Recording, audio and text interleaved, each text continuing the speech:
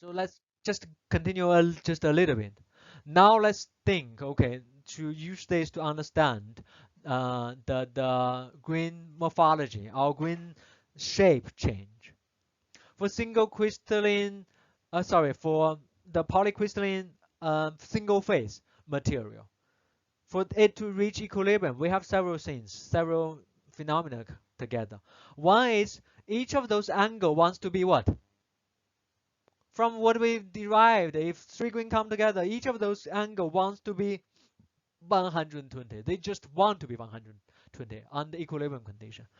But at the same time, as a result, quite often the result of this trying to reach 100 is some of the green, they will try to curve out. They will try to curve out. Make sense? If I have this, they will try to curve out.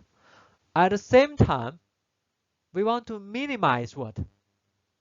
Individual energy, which means each of the green boundary also try to be straight.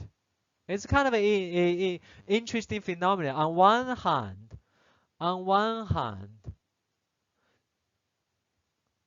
try to straighten.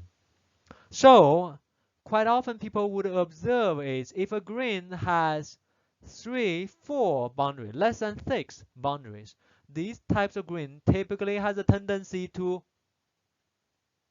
shrink. If a green has 3, 4, or 5, less than 6 size, quite often they would have a tendency to shrink. On the other hand, if certain green has more than 6 interfaces, they will have a tendency to grow. Like this one, they will have a tendency to grow. The kind of like when you think of locally here, I have 3 green come together. If I want to make this angle to be 120, then this guy has to what? Straight up, right?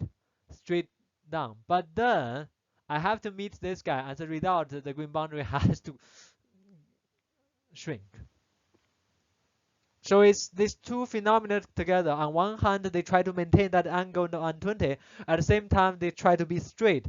These two, the end result would be greens like these would gradually disappear, while greens like these are stable, while greens like these tend to grow. Okay?